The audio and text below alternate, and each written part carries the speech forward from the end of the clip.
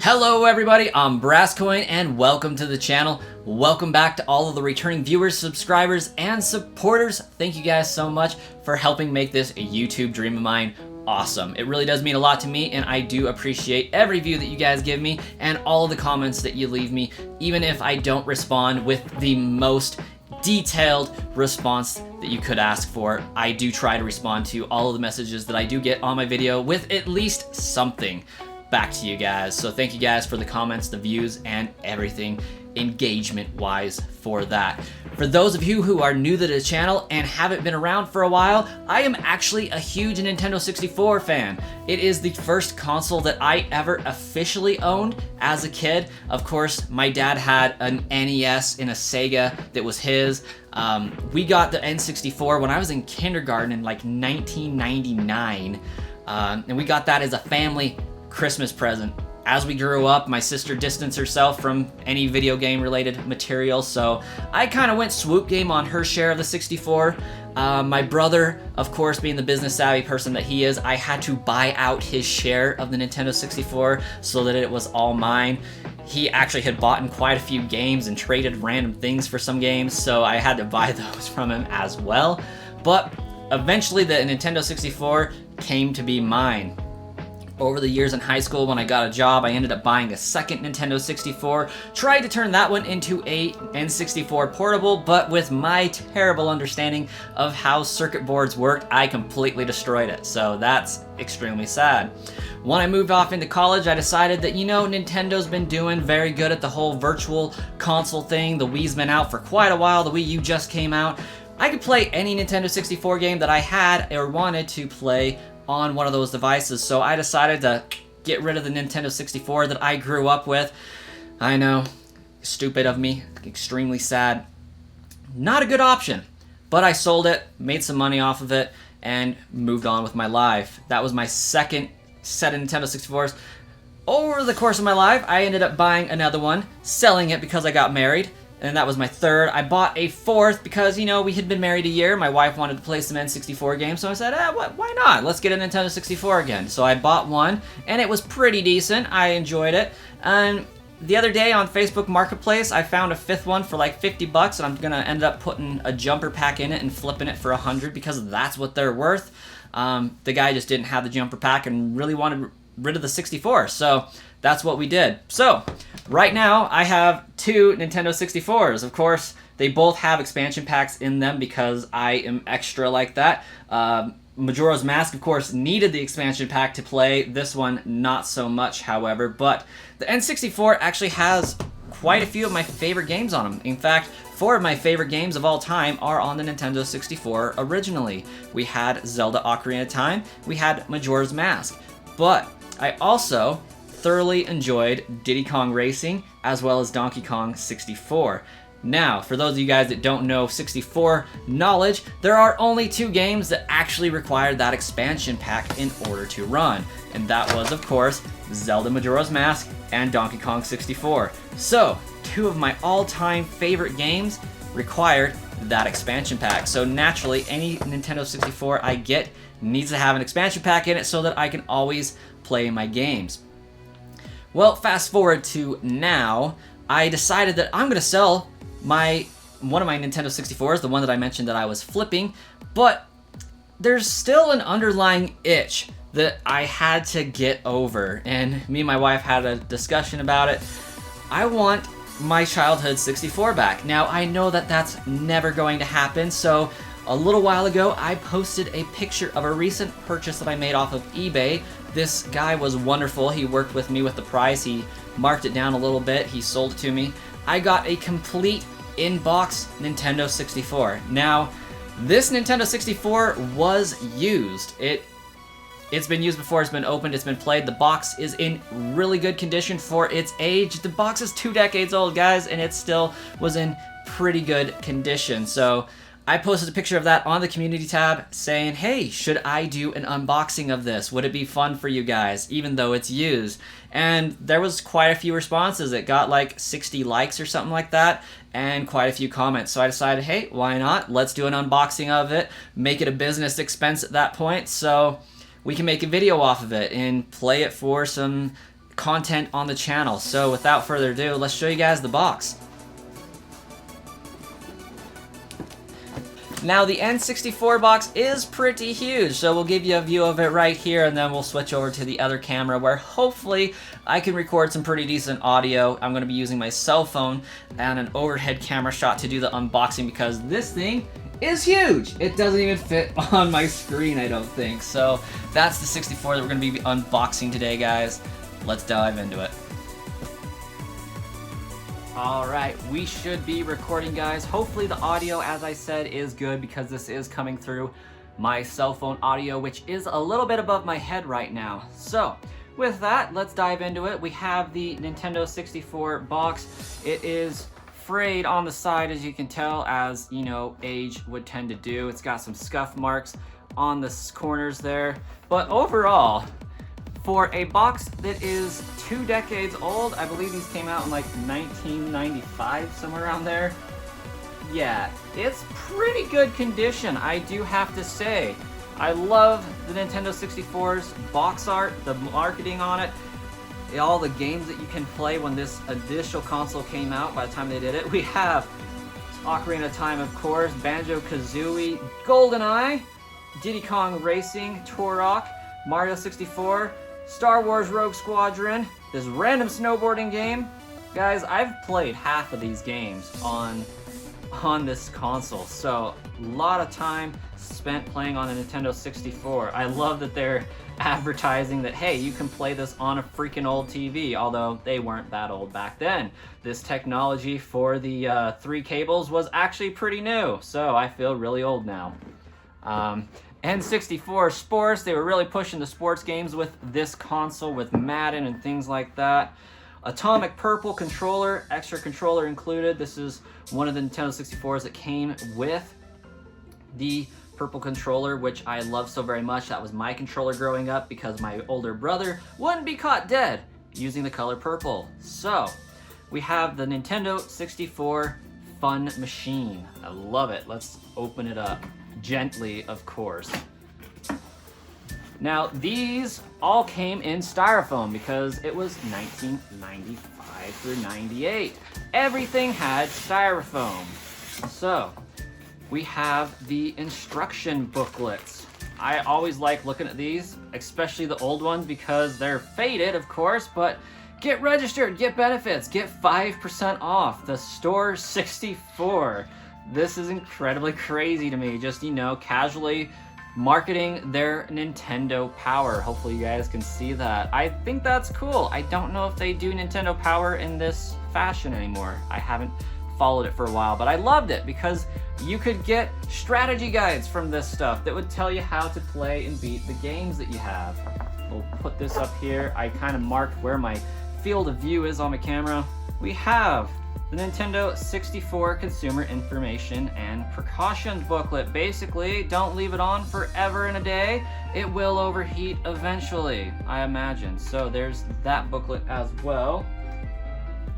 The Store 64, yet another ad for the Nintendo Power, yet this one's in color. Let's see what we got here.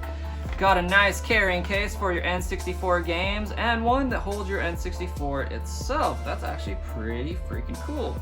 Nintendo 64 watch, Star Fox soundtrack CD. We have a Nintendo cap. I actually would have liked that back in the day. And of course we have some shirts. And they did some trading cards for Nintendo. That's actually pretty cool. Yeah, it freaking came with you could get a backpack for this that carried your N64, your controllers, your trading cards, your games, you know, just in case you were going over to stay the night at your friend's house and just had to be extra, had to flex. I do like the marketing for the games. We'll flip this around. We got Star Fox 64, Mario Kart 64, Super Mario 64, and GoldenEye 007. Pretty cool. I would actually like this solid case to store my stuff in for the N64. That is pretty cool. I might have to buy that Nintendo 64 System House on the internet now because I'm extra and I'm going in through a phase where I just want to collect a bunch of Nintendo 64 stuff so that I know my kids will be able to play it when the time comes. Then we have the Nintendo 64 operator manual, how to connect the stereo AV cable and all of that fun stuff. So, book is intact. Of course, I don't know how hard this can actually be, and we have another precautions booklet. I don't know if that was supposed to be there, so I think the seller may not have found that potentially, but that is all of the paperwork for the Nintendo 64. Let's pop it out and show you guys this Nintendo 64 console. This is actually a really clean unit. I'm gonna have to stand up so I can see what I'm showing you guys here. See if I can do it justice.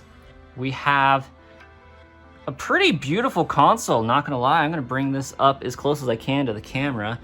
Like, as you can see, this Nintendo 64 hasn't been used hardly at all. That area down there is pristine. I don't know if you guys know what an older console looks like, but usually there's white marks all over in that, indicating that this power button has been slid. There's been crumbs inside, or just, you know, the plastic running off of plastic, and just generally making the thing unhappy as time wears on. Reset button is in perfect condition. The housing looks relatively clean for the games and such. That's actually really cool. We have the back, of course, nothing wrong there, like little dust, but that's about it. And the bottom, we got a really good looking bottom, guys. Normally, these Nintendo 64s get kicked and slided all over across the ground. I'm looking at the peg posts here. You can't even tell that this thing was set on the ground, and especially with the serial number here. I won't be selling this Nintendo 64 ever, so can't really be reported as stolen. Especially seems how it's first appearing in my video here. Haha. Anyways, yeah, these pads on here show 0 wear. The serial number shows 0 wear, indicating that it was ever slid across the floor, so that's really cool. Inside, it comes with the original Nintendo jumper pack. And do not remove jumper pack from control deck, see instruction booklet. Basically, if you remove this, N64, no play games anymore. So you would normally only remove this if you were replacing it for the expansion pack. We'll put that back there, and then we'll move on to the controllers. We have the gray controller. It's actually looking really nice. It feels really nice. It has that original grainy texture that the N64 controllers had, you know, the ones that haven't been used and abused. It actually, you know, sticks in your hand a little bit. And here's something that I really think's cool that I just noticed. Normally, when you play the Nintendo 64 a lot, this gray area becomes white and chafed. You can tell that it's been used and how much it's been used by how much the controller has been smashed and grinded, the joystick smashed and grinded into that housing. This has almost 0 of that, so this controller is pretty immaculate, if I do say so. Happy with that.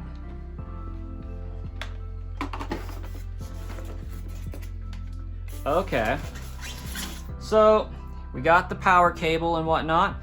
I think so far that this is my only issue with this unboxing so far, is what kind of monster does that to a power cable and an AV cable. Like, I know I did as a kid, so I can't give too much crap, but now as an adult, come on.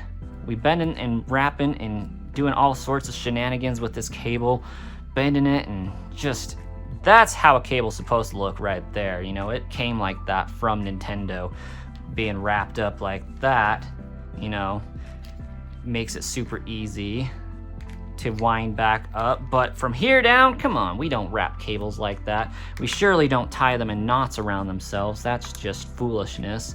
But, I mean, they do appear to be in really good condition.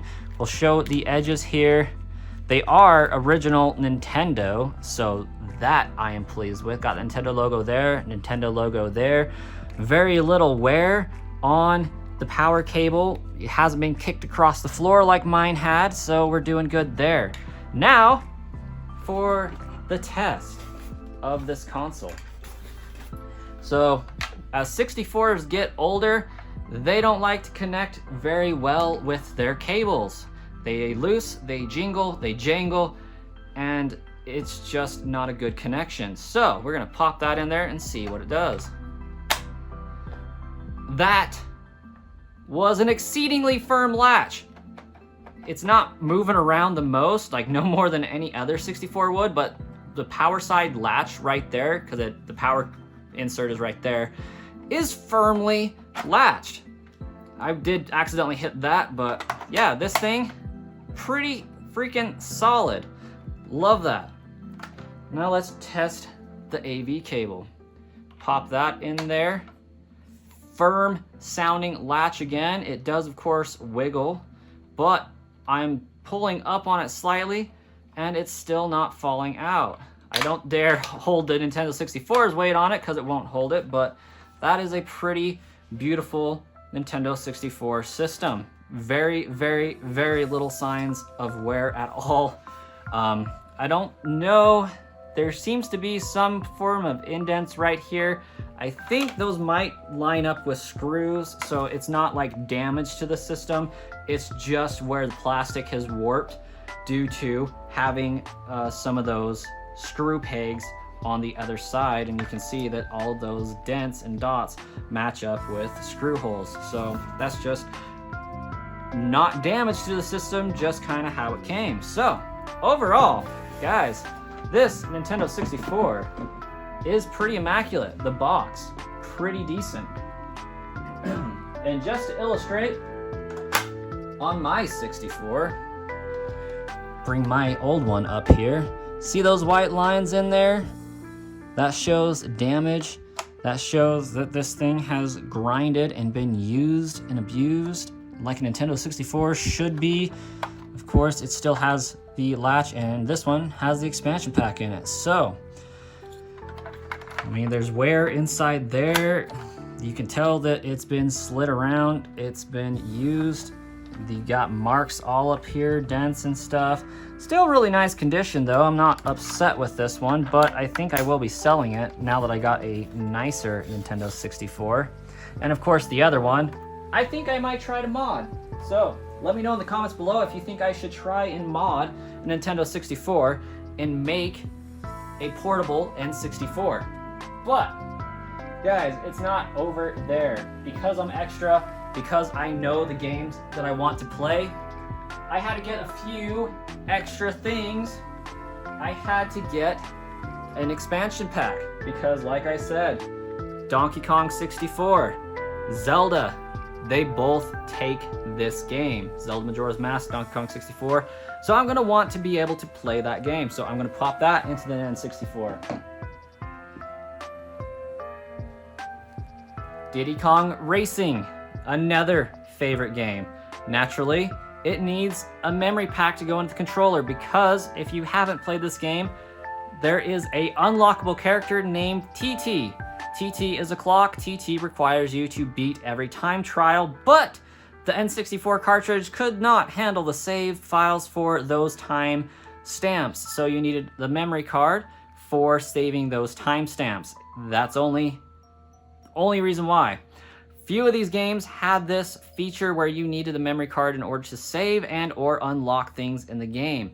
Once you unlock TT, he is unlocked and the game will save that, however, and you can remove the memory card and be just fine. But I'm gonna have to unlock TT, beat the Diddy Kong Racing game to have a complete save file on my 64. Now, here is where the Pokemon comes in. One of my other favorite games for the Nintendo 64 is Pokemon Stadium. Now, for those of you who aren't familiar, Pokemon Stadium is basically a glorified minigame collection. Basically Mario Party, but with Pokemon and it's only one player. You would put in your cartridge of the game. You could play this game without it. But once this game is in your 64, you turn it on and you have a bunch of mini games to play around some Pokemon themed content. You could, of course, challenge the gym leaders with some rental teams, or if you had your copy of Pokemon Red, Blue, and I believe Yellow also worked, almost dropped my fancy copy of Blue, you could import your team from your Pokemon game and beat the gym leaders here. I unfortunately was never successful because I stopped playing this game when I was about 10, and I figured out Pokemon at around 11 or 12 with Generation 3 with Ruby, Sapphire, and Emerald. So I never really got around to doing that. But you also needed this to pop into the bottom of the controller. You slide your Game Boy game in like that, and you are good to go. Your game would then be playable. So pop that into the back of the controller. Backwards, of course, because I forgot how this thing works. But looks like a spaceship now. Got the Shark controller. Of course, this is actually my favorite controller ever. Second to that would be the GameCube, of course. But those are just some extra expansions that I got for the 64. Of course, there's also the Rumble Pack, so you can find things hidden in Zelda. You walk over a hidden grotto or hidden hole in the ground, and you need to bomb it to open it. This thing would let you know that one was underneath, as long as you had the corresponding item. I also picked up a Nether Tremor pack, an off-brand one of that Nintendo Rumble Pack.